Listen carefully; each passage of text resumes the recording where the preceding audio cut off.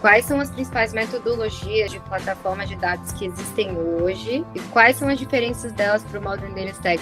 Nesse ponto, eu tenho algumas apresentações nesse sentido para contar um pouco da história breve para conceituar 4 alternativas que a gente vê hoje no mercado utilizando. 30 anos num processo mais tradicional, que eu gosto de chamar aqui do ETL tradicional, então ali que tinha muito banco de dados Oracle, alguma coisa Microsoft, muita coisa on-premise, onde tinha um processo de ETL, então é extração, transformação e load. O time lá de TI propriamente já fazia esse processo. Tu imagina que ele está fazendo a extração, a transformação e fazendo o load dessa informação lá num DW on-premise, por exemplo. Então, é o time de TI com a regra de negócio fazendo essa transformação. Muitas vezes numa linguagem como Spark, uma linguagem mais complexa, e tentando aquele telefone sem fio rolando, né? Então, o time de negócio pedindo, passa para o time de TI e o time de TI faz o ETL tradicional. Por muitos anos foi o padrão mainstream, vem mudando, ainda tem empresas que têm um legado nesse sentido, tem empresas que ainda têm o grosso nesse sentido, mas aonde que trava, né, nesse formato? Trava a fila do pão, fica pedindo coisas novas e trava lá no TI, a coisa não anda. Tu tem dificuldade de escalar em termos de máquina, que é on-premise, e também em termos de escalabilidade, múltiplas pessoas trabalhando junto e fazendo algo colaborativo e realmente democratizando a questão de dados. Então esbarrou em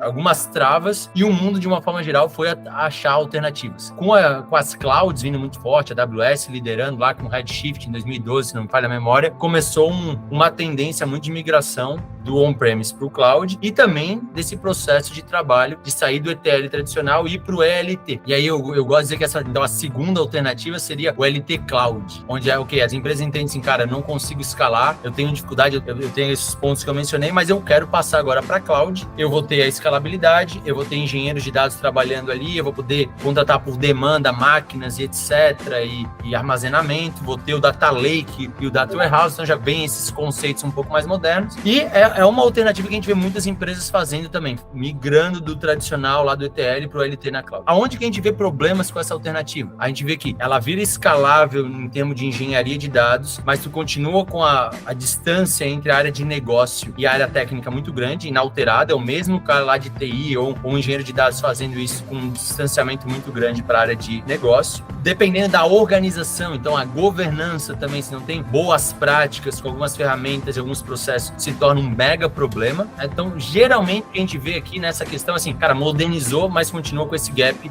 e o problema de governança é muito latente. Ô, Matheus, e para adicionar, né, a gente viveu a era da escala a todo custo, né? Essas empresas estavam no formato de preciso dominar o mercado, Uber, então era grandes volumes de dados, estratégia de escala, se preocupando menos com governança, com otimização de custos, tinha muito dinheiro no mercado, e agora acho que com certeza já vai ser a metodologia nova, como é que a gente tem tudo isso, mas um ambiente governado, um ambiente, enfim, que todas as áreas de negócio possam se apoiar, que se aplique para empresas que não são nativas digitais e não são unicórnios, né? Falando, né, das metodologias, então eu falei de duas, eu vou fazer uma linha de corte, então vamos dizer assim, o mundo, vamos dizer assim, né, a área de dados e o mundo de modo geral, as empresas começaram a tentar, como que eu resolvo este problema? Como que eu aproximo a área técnica de negócio? Como que eu realmente faço escalável? Como que eu faço uma pessoa que entende da regra de negócio do meu business fazer essa transformação lá na minha estrutura? E aí a gente vê assim uma bifurcação hoje no mercado. Tem empresas optando por um formato que a gente chama de plataformas fechadas, como Alteryx, como Semantics, como outras tantas ferramentas,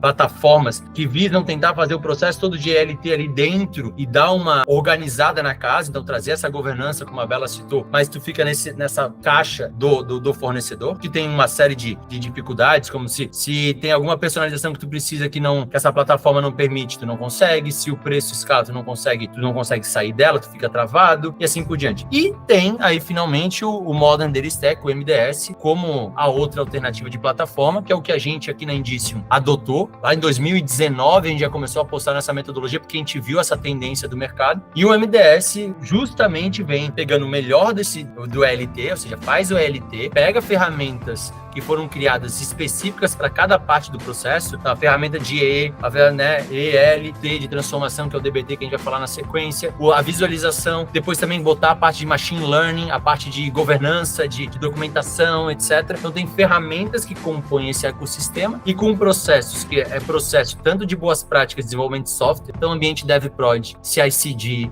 versionamento e assim por diante, que permite muita gente trabalhar em paralelo, e uma linguagem padrão de SQL também permite uma acessibilidade do pessoal de business. Com isso, em resumo, o MDS permite que o time lá, o planilheiro, o cara do Excel, o analista de dados, com conhecimento em SQL, consiga vir fazer a transformação, mas com governança, com organização, sem bagunça, porque tem essas ferramentas, esses processos por trás para permitir isso. E essa é a beleza do Modern Data Stack, por isso que a gente acredita muito nessa alternativa.